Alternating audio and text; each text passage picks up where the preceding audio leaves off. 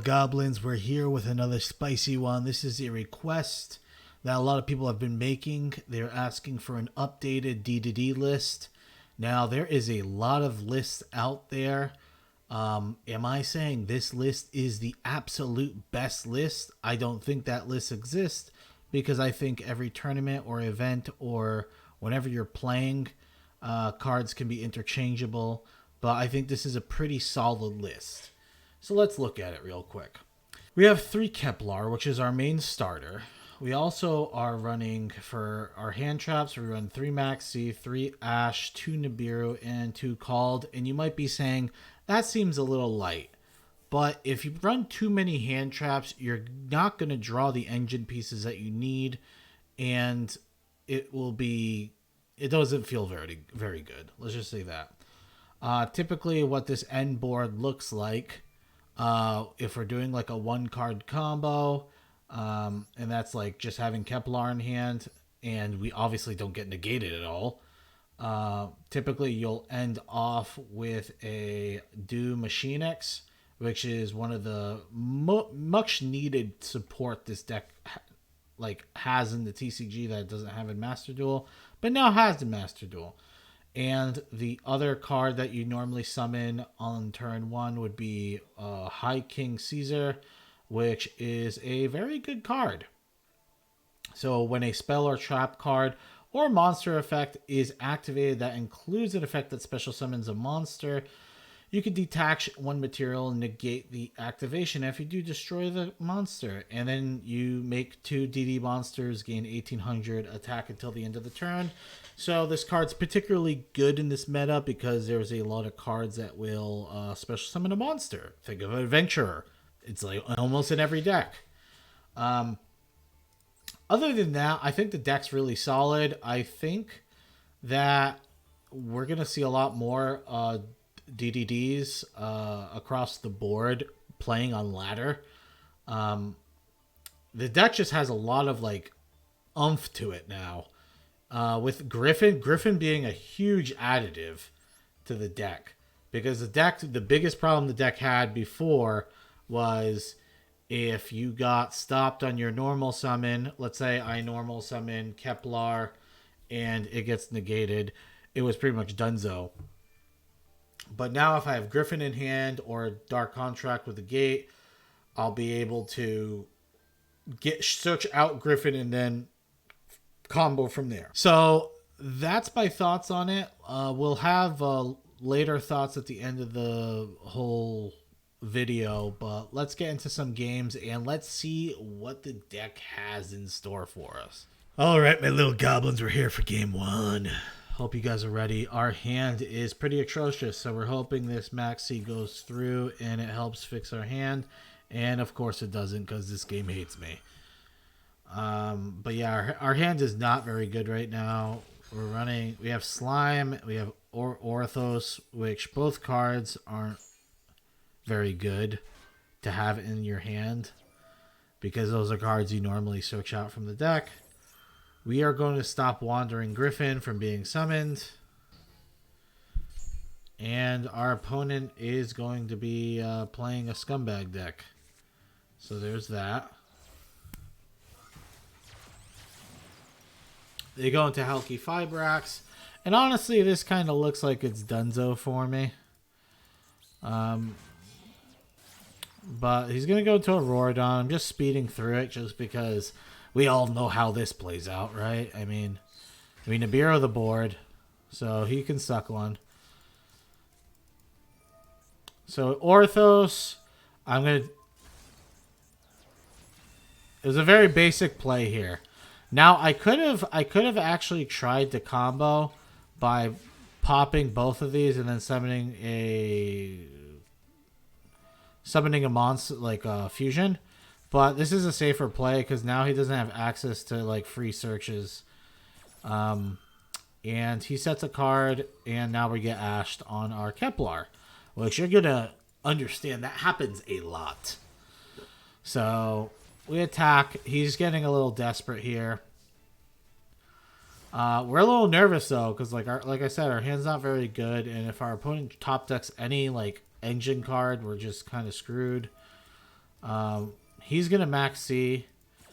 And honestly, from this point, it sounds wild, but there's like no way. Even if I special summon a monster, if I go into Kepler, he could draw into action and he can draw into hand traps. So in my mind, I'm like, there's no way. It's not a guarantee I can kill him right now, and he might draw a hand trap or his own Nibiru if I try and play this Max C game. So that kind of what's going through my head. And he just concedes. Alrighty, well that's game one, and I just wanted to explain to you guys. We're going to show combos, but I'm showing you what realistic matches look like. This is actually, these matches are from the Duelist Cup. So people in the comments say, "Oh, these games are lame." It's like, dude, this is how the game's played. It's not my fault that I get hand trapped and lava golemed and kaiju'd like 30 times in a row. It's annoying. It's just how. All right, so our hand's actually not too bad. The Called by a Grave's really nice because it'll help us not get messed with a bit. I mean, if he has a Nibiru and stuff, we'll still be kind of boned. But this is like the basic combo I want to show. So you go into Gilgamesh with your Griffin. And here we go into... So here we go into Oblivion King only because we have DD Savient in our hand. If we didn't have Savient in our hand, we could have actually gone... this might have not been the right pendulums. I think we could have gone Orthos here and Gilgamesh here. Or Ragnarok here, sorry. And the reason why I did Ragnarok over summoning Cerberus, because normally you go into Cerberus, because Cerberus can make your Kepler into a level 4, but since we have Copernicus, dude, I'm so bad with these names. Since we have Copernicus, Copernicus is a level 4, which we need to go into Caesar King. So it works out fine this way. And actually, it's, in my opinion, more preferable because now we get a free send to the graveyard. And we can send a slime. So now we are going to go into our first High King Genghis. We go into our Wave King Caesar. And then we go into King Tell. And the reason we're going into King Tell, to be completely honest, is because we already have Dark Contract in hand. We don't really need the search from Caesar. So we're just going to use Tell to dump something into our graveyard. And the something that we're dumping is actually follow-up. So we're dumping our Vice Typhoon in the graveyard. So we can go into next turn into the level 8. Because it gives us a spell and trap negate on our opponent on our turn. It doesn't work on your opponent's turn. So just be wary of that, because when I first started playing this deck a while ago, like months ago, I always thought I thought that the fusion you're able to do that, but this is like I said, this is a typical board, and what you're about to see is what typically happens to the typical board. All right, so we get Lava Golemed, right? There's actually a game that I've played where my opponent Lava Golemed me twice on the same turn, wiped my entire board, and then Heartbeat's Feather Dusted my back row. It was real fun. So this is what's also funny, because this guy's running Scumbag cards, which I run too sometimes, if you watched my Dynamorph video. Rivalry of the Warlords and Gozen Match. Both cards that literally do not affect me whatsoever. And I actually think we were going to have a very good position to winning that game, because we had Called by the Grave in hand, and we could have just full comboed and killed him if he had nothing else. Even if he had a skill drain there, I'm pretty sure we would have killed him. So, boop boop. All right, we're here for game 3, and I gotta say, this deck is a lot of fun. So we play Kepler. We just grabbed the second Dark Contract. The field spell honestly is like pretty dog shit.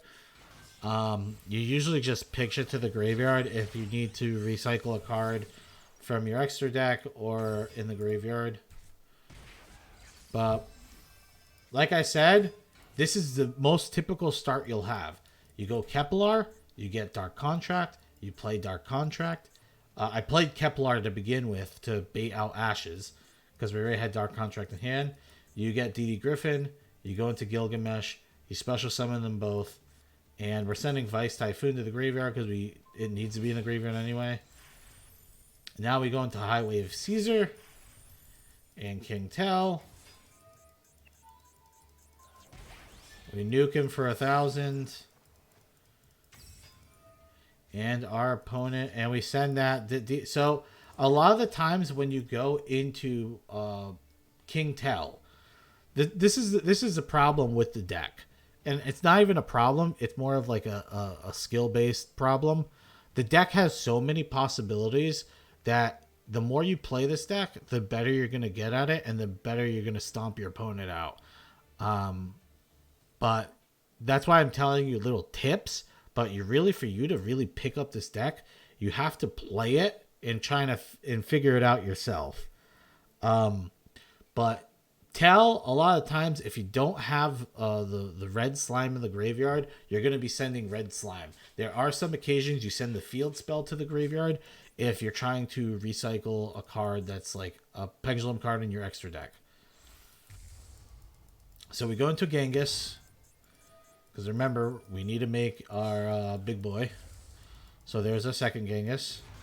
The first Genghis is going to special summon our Oblivion King. Oblivion King's going to bring back the High Wave King. We're going to go into High King Caesar. You're going to do Machine X. This is going to special summon our High King Genghis. We're going to go into Gilgamesh. And this is going to bring back our Griffin. And remember, this card, you cannot activate it on your opponent's turn. So currently, we have a summon, special summon negate. We had monster negate. And remember, this card, you could activate more than once per turn. And we also had a, think of it as like a Widow Anchor or something. All right, we're here at the next game. And you know what? I would try and make these videos like more like, oh yeah, like we're doing this and have a little more fun with it. But like honestly, there's so much to go over with DDD that it gets a little like I could probably make like an hour-long video just explaining like most of the combos. Like it's really long. So this isn't the end of the world. So when they skill drain us, it's not the end of the world. We go into Gilgamesh because Gilgamesh his effect will still work anyway when it gets destroyed. We're playing this just because we don't really care at this point. Also, it helps if he ends up like Harpy's Feather Dusting or something. We end up getting some stuff from that. So he ends up sending Gilgamesh to the graveyard. We can't do much about that. We take 35. Like I said, skill drain's really not the end of the world. We're going to use this to search Orthios. So Orthios has a really good effect. And we get negated. Well, it had a good effect. But not much we could do about it. So we're going to set DD Cerberus, and we are going to pass. Honestly, I have no idea why he... So, at this point here, I was very confused why he didn't summon the Eldritch. But you're going to see right here, our opponent activates this and gets rid of our search. We called by the grave his Eldritch, which I find hilarious. So, typically, if you're playing against Skill Drain,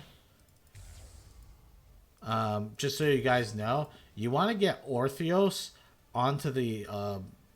Pendulum Zone here, because you can use this effect to pop one of your DDDs and then you can pop their back row, which it's our main out to, pretty much our only out to skill drain, because we don't run back row removal. Honestly, for the Duelist Cup, I wouldn't even be mad if you ran a Harpies or something. I played against this deck so many times, playing against like back row decks.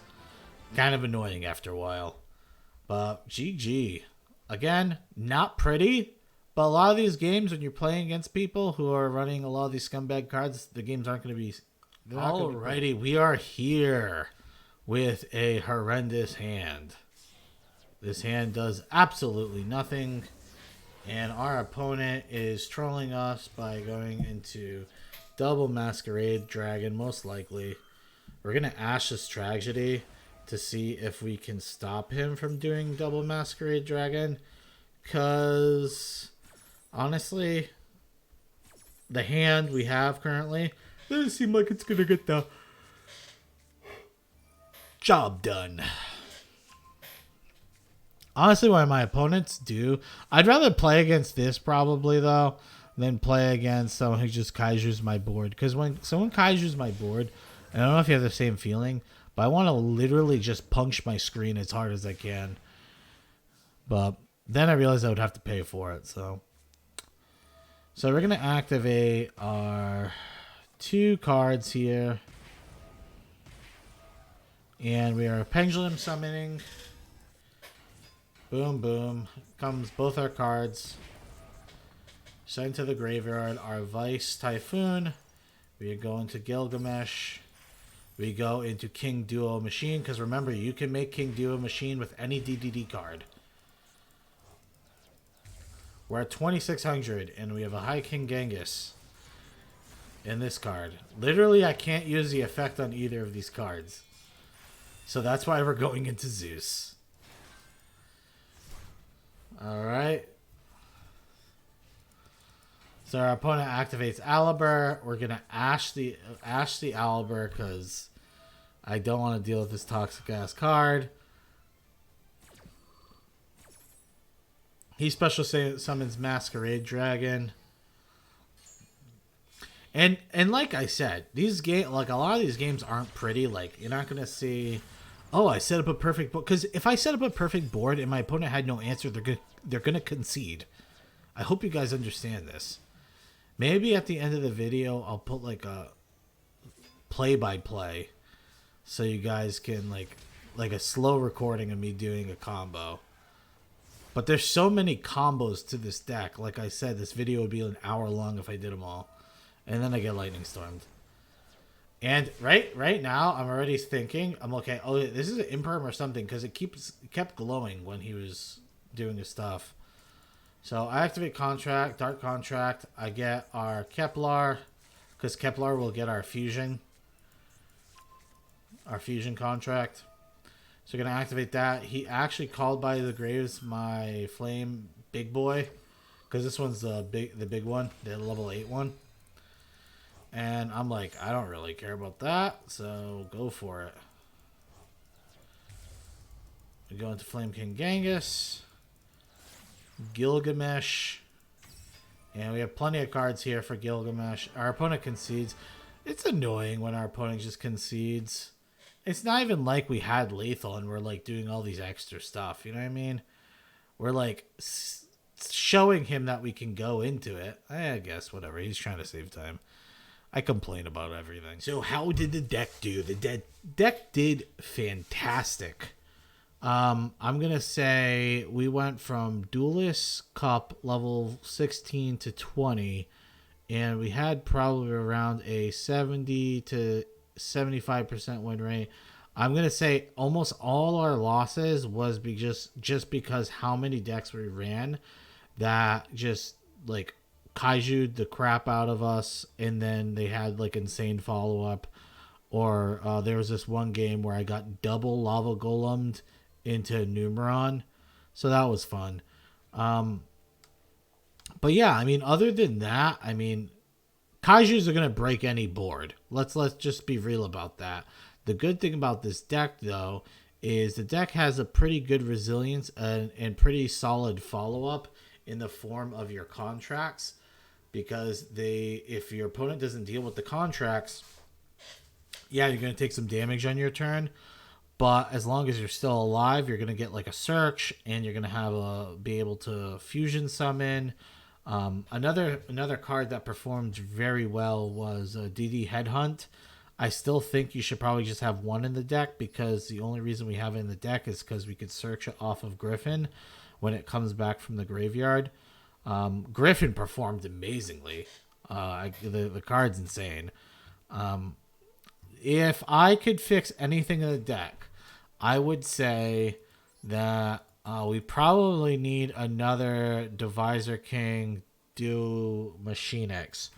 I honestly don't really know what we would replace though in this extra deck.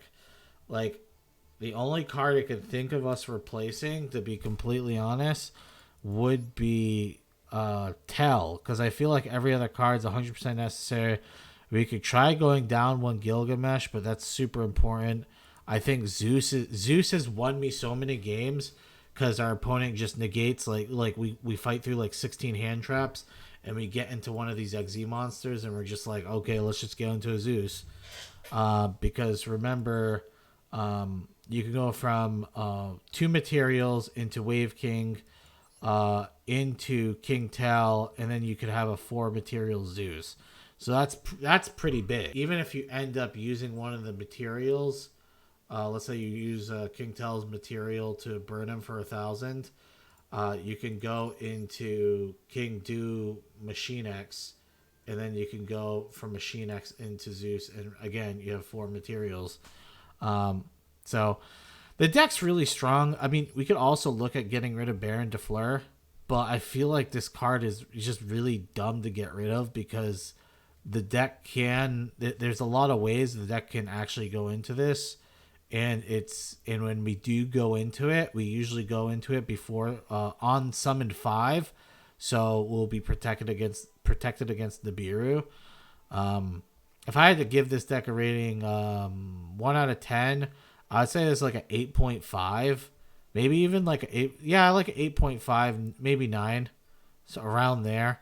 And if I had to give it a tier, I actually think on Master Duel currently, I think this is like tier 2. I really do. I really think this is like a tier 2 deck, which is very good. If you guys think tier 2 sucks, you're out of your mind. Tier 2 is very, very good. And it's pretty cheap. That's one of my favorite things I think about this deck. Like, okay, you got 1, 2, right? 3, 4 ultras. Everything else in the deck, besides all the staples, are like super rares or rares. So 4 ultras is not that bad. Like Baron, you should have built. Honestly, I had already Duo Don King already built because I was playing Raid Raptors with it. So honestly, for me, it was only like getting 3 ultras. And honestly, I think we need to find the space to get 2 Machine X's, but I just don't know what I would remove. I don't think going down to 2 Gilgameshes is the play. And I feel like we definitely need the Oracle King because there are some spots where you have to summon this because you're about to get killed by your own spells. So this card prevents you, obviously, from doing that. Yeah, I definitely recommend you guys playing the deck. I'm going to tell you ahead of time, though. Do not yell at me when you start losing every game with it. That's not my fault. That's your fault.